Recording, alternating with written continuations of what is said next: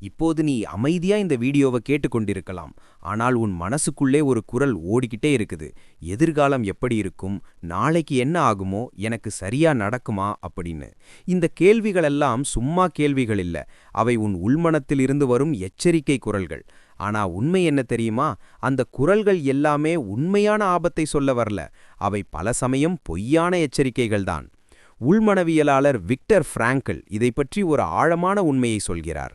When we are no longer able to change a situation, we are challenged to change ourselves. அதாவது ஒரு சூழ்நிலையை மாற்ற முடியாத நேரத்தில் நம்மை மாற்றிக்கொள்ளச் சொல்லித்தான் வாழ்க்கை நம்மை சவால் விடுகிறது. எதிர்காலம் மாறவே இல்லைன்னு நீ நினைக்கிற அந்த இடத்தில்தான் உண்மையான மாற்றம் ஆரம்பமாகுது.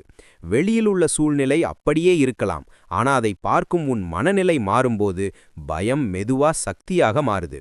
எதிர்காலத்தை கட்டுப்படுத்த முடியாது, ஆனா எதிர்காலத்தை எதிர்கொள்ளும் உன் மனதை நீ மாற்ற முடியும். அந்த ஒரு மாற்றமே உள்மனத்தின் பொய் எச்சரிக்கைக்கு போடுற முதல் பிரேக். எதிர்கால பயம் என்பது நாளைக்கு நடக்கப் போறது நினைத்து வர்ற பயம் இல்ல. அது இன்னும் நடக்காத விஷயங்களை நடக்கும் மாதிரி உணர வைக்கிற உள்மன செயல்பாடு. நீ இன்னும் தோல்வி அடையல, ஆனா உன் மனம் நீ தோல்வி அடைவாய்னு படம் காட்டும். நீ இன்னும் தனியா ஆகல, ஆனா உன் மனம் நீ தனியாகத்தான் போவேன்னு கதை எழுதும். இதுதான் எதிர்கால பயத்தின் ஆரம்பம். உள்மனத்துக்கு ஒரு முக்கியமான வேலை இருக்கு, உன்னை பாதுகாக்க. பழைய காலத்துல மனிதனுக்கு ஆபத்து எல்லாம் உடனே வந்தது. காடு, மிருகம், பசி. அப்ப பயம் உயிரை காப்பாட்டுச்சு. ஆனா இப்போ உள்மனம் இன்னும் அதே பழைய சாஃப்ட்வேர்ல தான் ஓடிக்கிட்டு இருக்கு. இப்போ இருக்கிற வாழ்க்கை பிரச்சனைகளை கூட உயிருக்கு ஆபத்து மாதிரி நினைச்சுக்குது. அதனால தான் அது எப்போதும் எச்சரிக்கை மணி அடிக்குது. ஒரு நாள் நீ தோல்வி அடைந்திருக்கலாம், ஒரு தடவை நீ நிராகரிக்கப்பட்டிருக்கலாம். அந்த ஒரு அனுபவத்தை உள்மனம் ஜெனரலைஸ் பண்ணிடும். அப்போ நடந்தது, இனிமேலும் அப்படிதான் நடக்கும். இந்த ஒரு லைன் தான் உள்மனத்தின் மிகப்பெரிய பொய். ஒரே ஒரு சம்பவத்தை வைத்து முழு வாழ்க்கையை அது முடிவு பண்ணிடும். ஒரு சிறிய கதை, ரயில் நிலையம். ஒரு மனிதன் தினமும் ரயில் நிலையத்துக்கு வருவான். அவன் எப்போதும் ரயில் வரும் முன்னாடியே பயந்து நடுங்குவான். ஏன்? ஒரு நாள் அவன் பார்த்த ஒரு விபத்து. அந்த விபத்து அவன் வாழ்க்கையில் ஒரே ஒரு முறை நடந்தது. ஆனா அவன் மனசுல அது தினசரி நிகழ்வாக மாறிடுச்சு. ரயில் வரல, ஆனா பயம் வந்தது.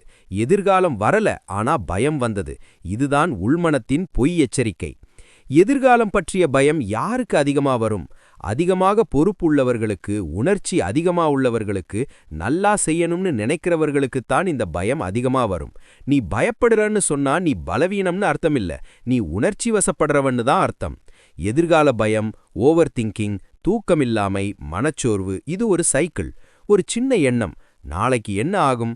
அதுக்கப்புறம் உள்மனம் சினிமா மாதிரி சினாரியோ கிரியேட் பண்ணும். அந்த சினிமா எல்லாமே ட்ராஜடி தான். உண்மை என்னன்னா, உன் வாழ்க்கையில் நீ இதுவரை எதிர்கொண்ட 80% பயங்கள் நடக்கவே இல்ல. ஆனா அவை நடக்கிற மாதிரி உன்னை சோர்வடைய வைத்திருக்கும். நடக்காத விஷயத்துக்காக நீ ஏற்கனவே தண்டனை அனுபவிச்சுட்டே இருக்க. இப்போ உன் மனசுல ஒரு பயம் வந்தா ஓடாத, ஃபைட் பண்ணாத, கேளு. நீ உண்மையா பேசுறியா இல்ல என்ன காப்பாத்த நினைச்சு கற்பனை பண்றியான்னு? இந்த ஒரு கேள்வியே உள்மனத்தை அமைதிப்படுத்தும். எதிர்காலம் ஆல்ரெடி எழுதப்பட்ட ஸ்கிரிப்ட் கிடையாது. நீ இப்போ நினைக்கிற பயங்கள் எல்லாமே உள்மனத்தின் டிராஃப்ட் வெர்ஷன், ஃபைனல் வெர்ஷன் இல்ல. கண்ட்ரோல் இல்லாததை விடு. எதிர்காலம் உன் கண்ட்ரோல்ல இல்ல, ஆனா இன்றைய 1 மணி நேரம் உன் கண்ட்ரோல்ல இருக்கு. உள்மனம் எதிர்காலத்துக்கு ஓடும்போது நீ பிரசன்ட்டுக்கு திரும்பு. ஒரு நிமிட பயிற்சி செய். இப்போ சும்மா மூச்ச கவனி.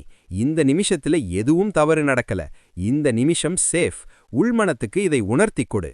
நீ பயப்படுறது உன் எதிர்காலம் இல்ல, உன் உள்மனம் காட்டும் பொய்யான எச்சரிக்கை. எதிர்காலம் உன்னை பயமுறுத்த வரல, உன்னை வளர்க்க வருது.